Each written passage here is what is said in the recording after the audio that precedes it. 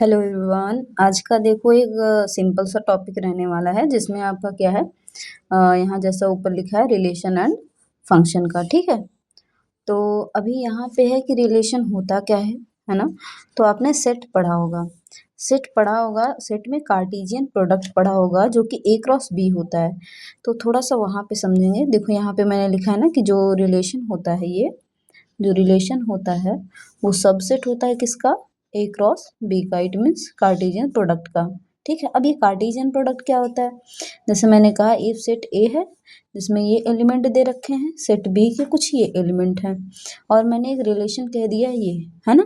तो अच्छा, इनका जब मल्टीप्लाई यानी ए क्रॉस बी निकालोगे तो आपको जो टोटल वैल्यूज मिलेंगी, क्या वो आर में ये दिए गए वैल्यूज भी उसमें प्रेजेंट होंगे क्या? बिल्कुल होंगे। इसलिए जो मेरा रिलेशन होता है हम उसे दिखा सकते हैं कि ये सबसेट होता है ए क्रॉस बी का। इससे पहले एक चीज़ और है भाई कि जो रिलेशन है वो सिंपली क्या होता है, एक सेट होता है कलेक्शन ऑफ ऑर्डर्ड पेयर का। क्यों? क्योंकि भाई यहाँ ए क्रॉस बी निकलता है तो ये ऑर्डर्ड पेयर में निकलता है। लाइक दिस, यहाँ पे देखो ये आर लिखा हुआ है ना, ये जो आर लिखा है रिलेशन, यहाँ पे जो भी सेट में एलिमेंट्स आएंगे ऑर्डर्ड पेयर में होंगे। ठीक है, इस तरह से। तो अभी उसको थोड़ा समझते हैं, ऑर्डर्ड पेयर क्या चीज़ है। तो देखो यहाँ लिखा है हमने an ordered pair commonly known as point. क्यों भाई पॉइंट इसे बोला जाता है? क्योंकि ये प्लॉट किया जा सकता है कोऑर्डिनेट में ना, एक्स वाई एक्सिस पे प्लॉट किया जा सकता है। Has two component which are x and y ordinates, जिसको हम कोऑर्डिनेट्स या तो एक्स कोऑर्डिनेट्स या तो वाई कोऑर्डिनेट्स कहते हैं। जैसे मैंने कहा एक्स कॉमा वाई। यहाँ पे अच्छा एक चीज़ और है, यहाँ पे अगर मैं कोई नंबर इस तरह से लिख दूँ कि 3,5, तो यहाँ पे ये क्या है, ये एक्स ऑर्डिनेट ये वाई ऑर्डिनेट, ये एक्स ऑर्डिनेट ये वाई कोऑर्डिनेट ऑर्डिनेट हो गया ना।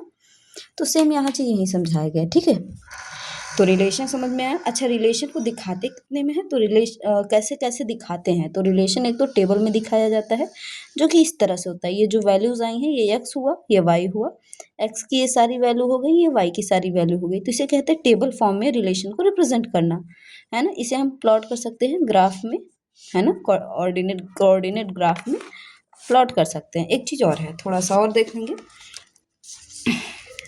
रिलेशन मैपिंग डायग्राम में कैसे दिखाते हैं, तो कुछ इस तरह से जब दिखाया जाए तो इसे हम कहेंगे मैपिंग डायग्राम। अच्छा, मैं इसको अगर ए कहूँ और ये बी कहूँ, ठीक है, तो यहाँ पे ए और बी के बीच रिलेशन जो हुआ है ये मैपिंग डायग्राम के थ्रू हुआ है, यानी मैपिंग के थ्रू हुआ है। समझ आ रहा है?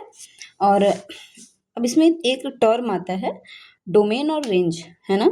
डोमेन क्या होता है और रेंज क्या होता है, तो ध्यान देना। यहाँ पे एक तो बहुत सिंपल सी डेफिनेशन मैंने लिखी है कि भाई डोमेन क्या होता है। Domain it is the set of all x input value. X की जो सारी इनपुट वैल्यूज़ होती हैं उन्हें हम क्या कहते हैं, उन्हें हम बोलते हैं डोमेन।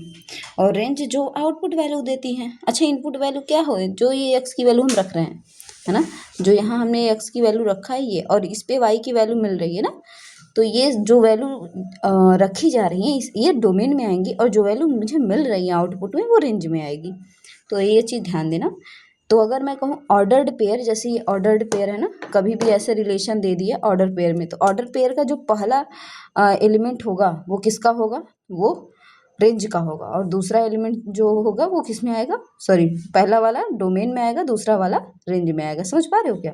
अगर इसी का मैं कहूँ डोमेन लिख के दिखाओ, डोमेन लिख के दिखाओ, तो क्या कहोगे मैम डोमेन में आ जाएगा कौन कौन, तो जो रिलेशन -2 आएगा, फिर -2 तो है लिख चुके हैं, 0 आएगा, 1 आएगा और 3 आएगा क्या। और अगर रेंज में पूछे रेंज में कौन कौन से एलिमेंट आएंगे, तो रेंज में आपका पेयर का सेकेंड एलिमेंट, बट रिपीटेशन नहीं करना है, सेट वाला कंडीशन। तो 1 3 -3 4 और 1। अंडरस्टूड? होप सो आपको समझ आया होगा। Okay, thank you. एक बार इसको अच्छे से देख लेना, ठीक है, पूरा चीज़ उसको रीड कर लेना, बहुत आसान है। ओके।